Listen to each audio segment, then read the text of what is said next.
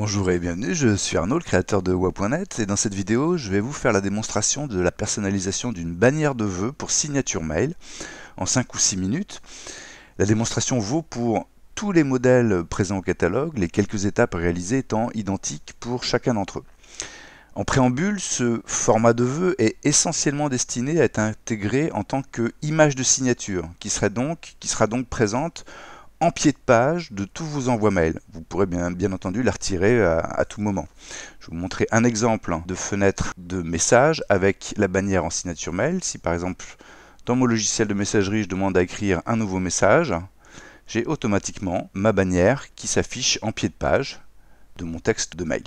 Donc sa taille de 660 par 220 pixels est parfaitement adaptée à cet usage. En revanche, elle ne permet pas l'insertion d'un message de vœux dans la bannière. Vous pourrez juste, vous le verrez dans la personnalisation, éditer le titre. Pour une e-carte de vœux avec un message plus ou moins long, il vaudrait mieux opter pour un format carré 660 par 660 pixels. Je vais vous montrer à quoi ça ressemble pour le même modèle. Voilà, pour ce type de modèle de e-card, là vous avez une grande latitude pour intégrer un message de vœux personnalisé, mais en plus rajouter différentes images d'habillage, comme en l'occurrence ici une photo. En cas de message long, voilà, préférez ce format. Voilà, ces précisions faites, passons tout de suite à la personnalisation. Pour information, les déclinaisons du modèle dans un format carré et format bannière LinkedIn sont accessibles plus bas dans la page. Juste ici, voici le format carré dans lequel vous pouvez aisément intégrer un message et d'autres éléments, et voici le format bannière LinkedIn. Alors, on va tout de suite commencer par le logo.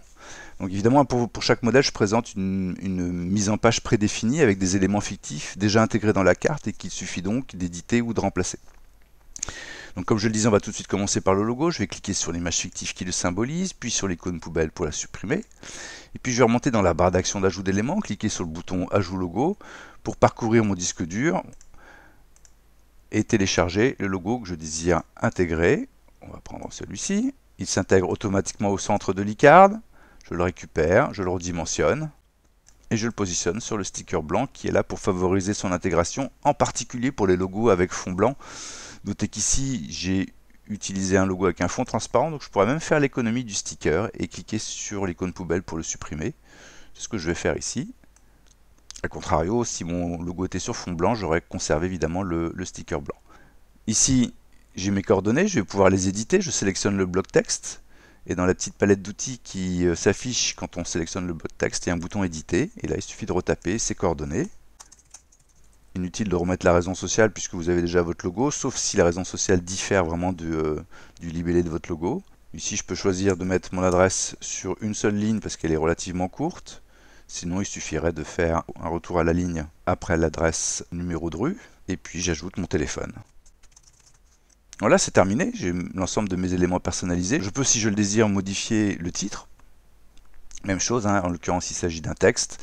Donc, il suffit de le sélectionner, cliquer sur le bouton éditer et taper le texte désiré. On peut en modifier la couleur pour l'adapter éventuellement à la charte graphique. Je pourrais par exemple choisir un bleu-vert qui est proche de mon logo. Je pourrais décider de changer la mise en page, remonter l'ensemble ici. Voilà, j'en ai terminé avec ma création. Je peux la prévisualiser en cliquant sur l'icône loupe ici. Alors évidemment, les filigranes wa.net et les traits en diagonale sont absents du fichier final qui vous est livré dès lors que vous finalisez votre commande. Et si je suis satisfait de ma création, il ne me reste plus qu'à cliquer sur le bouton Ajouter au panier.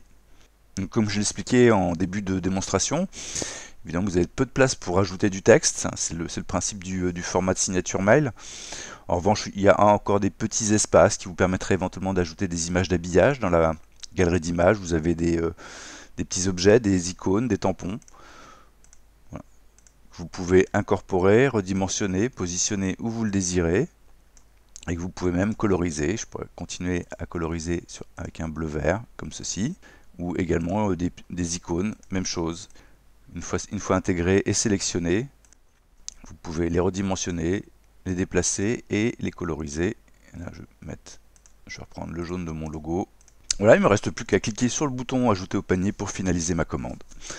Merci beaucoup pour votre attention. Bonne création et à très bientôt sur wa.net.